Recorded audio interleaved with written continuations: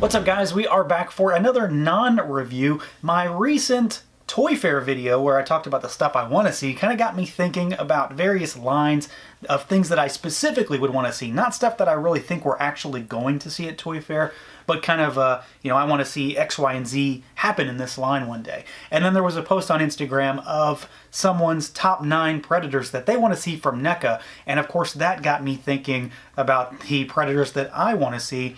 Frankly, because I know that Neca is about to unload at Toy Fair. I really think they're going to really show out in terms of what they're displaying, what they're announcing. I know they've got a lot of stuff in the pipeline. You know, they're kind of back better than ever, really. So it got me thinking about what my most wanted predators are. And I've got a list of 10, and the list is longer than 10, but I don't want to be here all day. And the list isn't really in order. You can kind of put them anywhere except for the last one. The last one's what I really, really want, but it's in a really specific way. So we're going to just start. I'm just going to kind of ramble some off. I'd love to know what your predators that you'd like to see, you know, top 1, top 3, 5, whatever. Let me know down below. But we're going to start off with one from the comic books, and that's going to be a big theme. Pretty much all of these, save for a couple, are from the comics. And the first one is Lightstepper, or he's also known as One Hand, but that's kind of a specific, there's a specific reason for that. But this predator just has a fantastic design. He goes along with a lot of the other predators that are from the comics, not to mention ones on the list that I have that I want to see.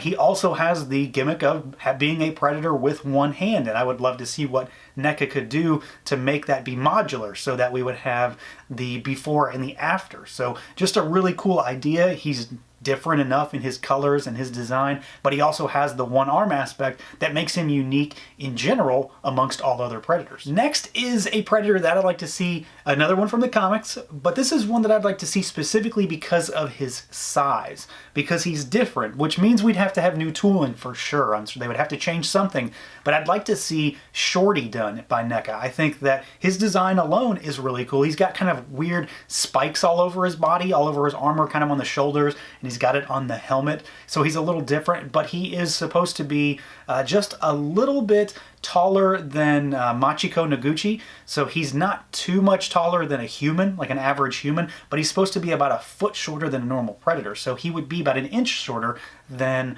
your average Neca predators, which I think would make him stand out. He's also got a pretty cool coloration, he's got a cool design, but it's mostly the size. I'd really like to see something like that because he is different, while at the same time very much being the same. He's just kind of, he's smaller. He's a short guy. I'm a short guy, so I'd like to have that, I suppose. That's where it comes from, probably.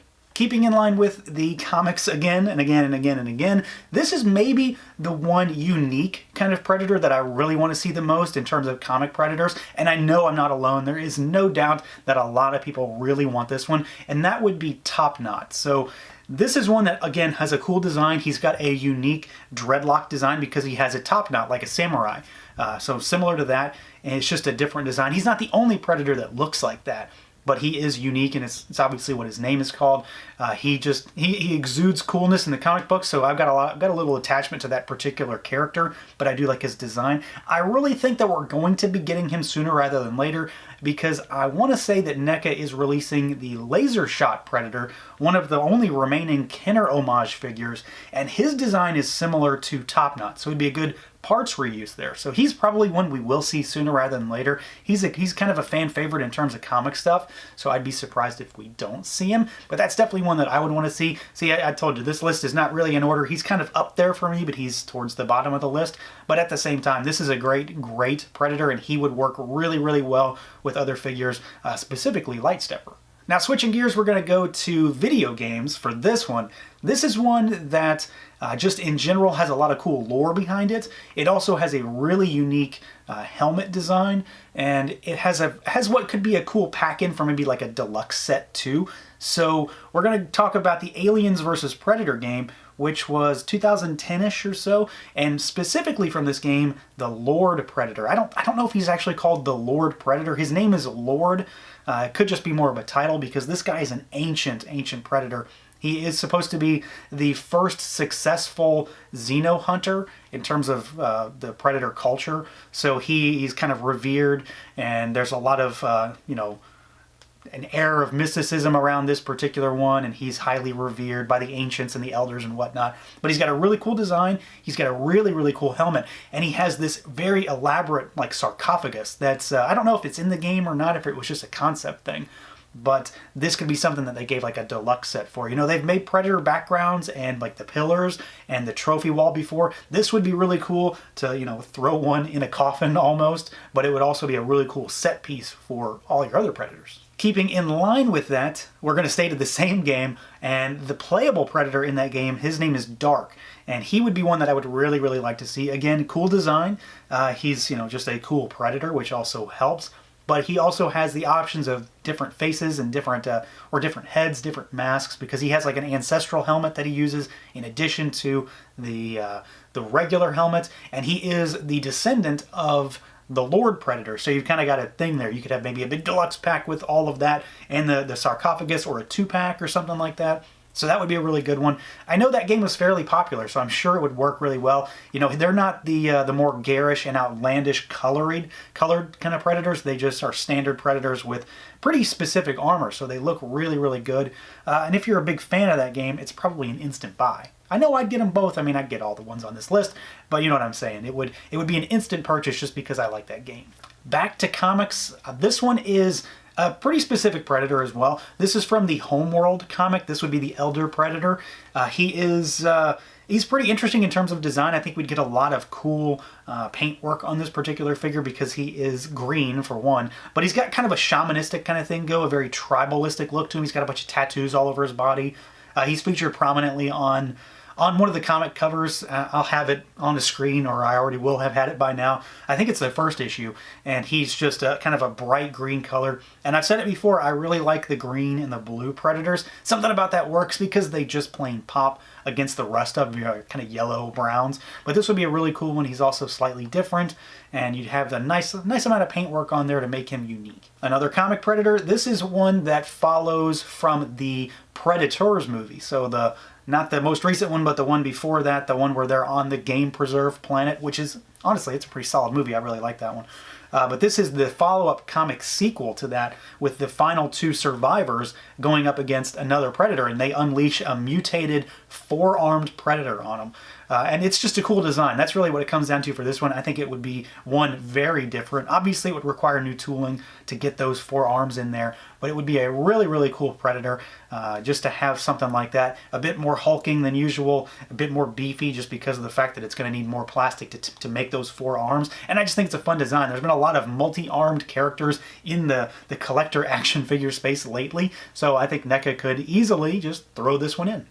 Back again to video games for the last video game figure character on this list, and this would be Longspear. This character comes from the Concrete Jungle game. That's the one that has Scarface, so a fantastic figure in his own right. This would be one that would be cool to go up against, and probably a nice little pack-in for this one, because Scarface kills this Predator, and he at one point holds his head and his spine up in the air. But this guy's really cool because he has a bunch of cybernetic enhancements. He's been kind of brainwashed, and there are like new optics that are on one side of his face. He's got other stuff that kind of runs down his body. So again, new tooling, new unique parts for this particular Predator, and he just looks cool. So there's kind of a half robot, half Predator type thing going on here. So that's exactly what a cyborg would be, but he's definitely different. He still has kind of the normal Predator colors, a lot of grays and browns and steel silver kind of colors, but he looks different enough that it brings something really, really new to the table. This next one is maybe a bit of an odd one, and I'm not sure it really, really works based on what I want to get out of it, because in general, this particular character doesn't have a great deal that's too different about it from a lot of other Predators. It's mostly the character and what it is, and the fact that it would definitely be a first in the line. But the one Predator that I'm talking about now is Big Mama. So this is one from the comics, and yes, based on the name, Big Mama is a female Predator, and there aren't tons and tons of them shown, and there's kind of varying varying ideas of what a female predator actually is. Big Mama's pretty normal in terms of predators. She's not overly female in her outward appearance. She's not exactly big or anything, but there are other instances in different books and other media where female predators are humongous and they're bigger than the male counterparts. You just don't see them in hunting parties all that often. So I don't know if Neca could maybe, fudge that a little and make her a little bit bigger, kind of pulling from some of the book sources, and make her comic book appearance look a little bit beefier, just to make her look a little more different. Because I think it'd be cool to have a female predator that's, a lot bigger than a male, but at the same time, she does look good enough on her own to make for a cool comic book adaptation character. And last, but definitely not least, this is the one that I really want to see the most, one or ones, because it's not really a specific character, and frankly, I would like to see it in a multi-pack.